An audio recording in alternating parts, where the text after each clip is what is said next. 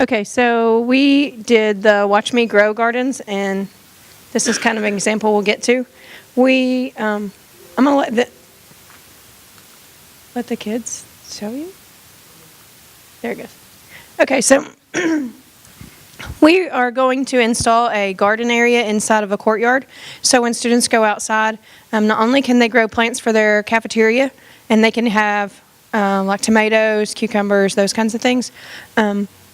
So what we had to do was first we had to clean up the area, and so this is kind of our time frame on what we thought would happen, which is totally not what happened because we only have 1 hour because it's with my greenhouse class, and so our transportation there and back, we have to take the bus from our high school to our elementary school, so it has been a little bit more time consuming than what we thought. But so we did a cleanup, and then we did creating our raised bed, and then adding the soil, and then planting the plants, and then what care and maintenance might require, which will be done by the elementary school students once it's in place. And then my students will just go down there once a week or so and talk to the kids about things that they may need to do, like aeration, fertilization of their plants, watering, those kinds of things. Who you all want to start? All right, so I'm going to introduce my students here. This is Haley, Music, and Courtney, and they're going to talk to you a little bit about the first part, and then Chance is going to talk to you about the last part. So Felicia, if you'll get in front of Chance probably, and she'll talk to you a little bit about what we did in between when we were on snow delays and cold weather delays. Okay, so basically what we had to do in the beginning was clear out all the bushes. We had to dig out all of the roots that were there before that weren't letting the plants grow correctly. So we dug out all of the old stuff, tore out all the weeds, and leveled the dirt back out so that we can start getting ready to plant the new things into the soil and stuff. And then we've got to raise the beds so that way we can put stuff like this plexiglass thing over here so that they can see all of the root systems and the worms.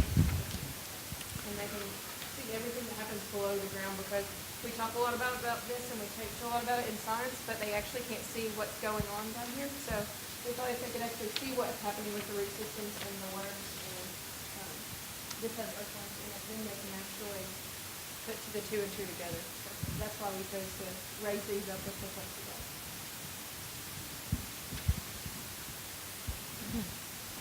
So during the time that we could not go down there, we was in the greenhouse planting the plants to put in that. That's basically it. They have different sections. So like theirs has some blue butterfly bushes and those kinds of things, some flowers for those to attract the butterflies in. So some of it is vegetables and stuff, and other things are things that are some wildflowers that would attract the pollinators.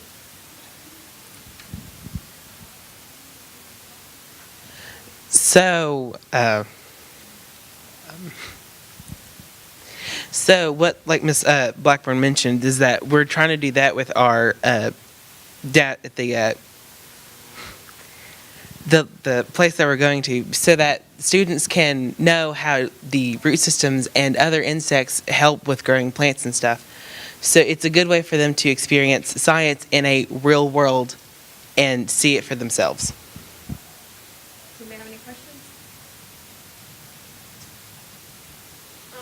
How do you expect this to help the student body overall, and not just in cafeteria lines, like only greenhouse students, or At the elementary school, all of the students have access to the area, but Miss Pack students will be the ones that are responsible for just making sure that they're watered, and then like taking care of fertilization, picking produce that, like, so if nobody eats the tomatoes, what happens when they drop them to the ground and rot? But they can there's several things they can do with the compost, and talk about the fertilization, using those back to fertilization. So how long did it take you to get from the high school to that? Oh, probably like 7 minutes maybe. You've got a 15-minute class? Mm-hmm. Oh, so that's 14 right there. Yeah, Okay. yeah. So once we got out there, and the courtyard is actually inside the school, so then we have to put everything in the wheelbarrow let out. So, and it kind of makes a mess. So then they have to, clean that up and that kind of stuff. So So, I mean, it's been a learning process, but overall, I mean, it's been good working on rewards. Have your high school students enjoyed it? You like working with the younger students? Yeah. We haven't really got to work with the younger students very much yet because, we've got all of those tools out there and we're trying to like clean everything out. But hopefully eventually, once we've got everything sorted out, we'll actually be able to interact with the students and like explain to them what we're doing. Have you transplanted are you in the process of doing that right now? Our plants right now, looks like this. Okay, so then this is, of course, we can't plant until May, so, you know what I'm saying? So these are some of the plants that we'll use down there. What We've will got happen some. in the summer? We'll water them. We have a summer program down there, and my students all have SAEs, which is their supervised agriculture programs. So they have summer projects. So right now we have fish in our greenhouse, so they have to take care of those too. So